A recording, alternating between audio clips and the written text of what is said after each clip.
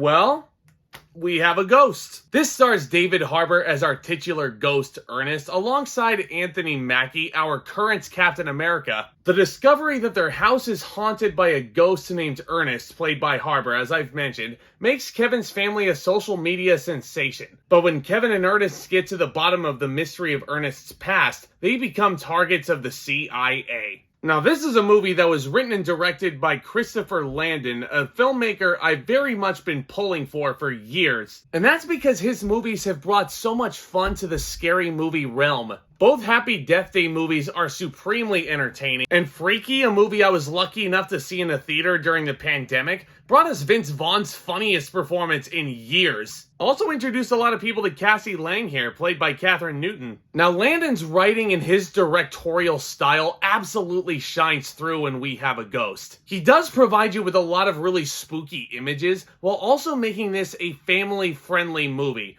Don't get it twisted, this is not a downright scary movie by any stretch of the imagination. We Have a Ghost is primarily meant for families to view together. And I think Landon puts together a decent outing. As does David Harbour, who doesn't speak one single line of dialogue throughout this entire runtime. And for David Harbour to convey as much as he can with this character and his past and his emotions and how he feels, this is a really impressive performance, and if this is not enough proof that David Harbour is such a boss, damn it, I don't know what is. That guy is just a treasure. Anthony Mackie is arguably a lot more interesting in this movie because he has his selfish side. There's a lot of manipulative facets about his character and using Ernest to his own monetary gain. But you also get behind him as a father figure to this young man. That young man being Kevin, who I would argue is the emotional heart and soul of this movie. He does a really, really great job, as do all the young performers in here. They have so much fun character. But that gets me into my big issue with We Have a Ghost. Okay,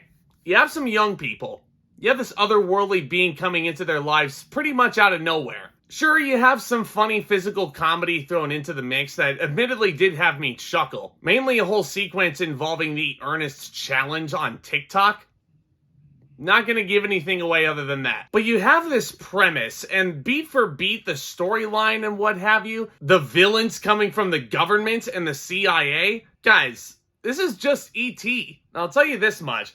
A lot of movies that take a blueprint and just put it into their own subgenre and then try and pass it off as their own, a lot of movies like that would get huge downgrades. And trust me, We Have a Ghost I don't think is completely innocent in this regard. Because after sitting here thinking about it more and more, this is pretty much E.T. beat by beat. And I feel like I remember saying in past reviews that I really want Christopher Landon to put together some original stories. Because let's face it, as fun as his other scary movies have been and as entertaining as they've been, Happy Death Day is just Groundhog Day in scary movie clothing. And Freaky is just Freaky Friday in scary movie clothing. And now he has E.T. in scary movie clothing. And I'm just like, man. Because if you look at the trailer and the marketing, this seems like such an original idea. And the performances that are in here are so freaking good. David Harbour is just a master in this. Anthony Mackie, really compelling character in here. You have some really funny people come along. Jennifer Coolidge comes in for a cup of coffee. But God, as soon as I thought about this E.T. comparison and I continued watching this movie,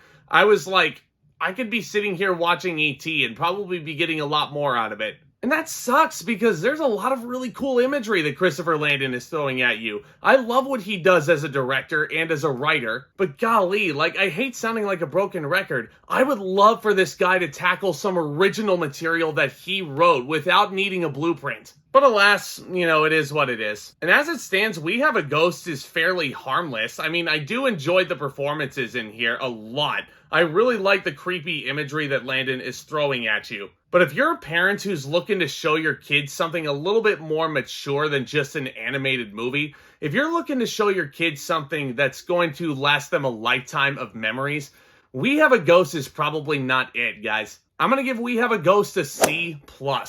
That grade would be a lot higher, but as it stands, you probably know why it's not. Let me know what you thought of We Have a Ghost down in the comments section below. What is your favorite family-friendly sci-fi action thriller? What's your favorite David Harbour performance? Let me know all this opinion down in the comments section below. It's a lot of fun discussing all new things in cinema and entertainment with you guys. Getting to interact with you all makes things all the more fun. Hey, if you're a new viewer, do consider becoming a subscriber and tap on that bell as well. We are on the journey to 2,000 subscribers over here. Hit that like button as well. Y'all are all invited to join this awesome party. Guys, y'all are the best. Stay tuned for more exciting videos hitting this channel very, very soon. And with all that being said, back talk, commence.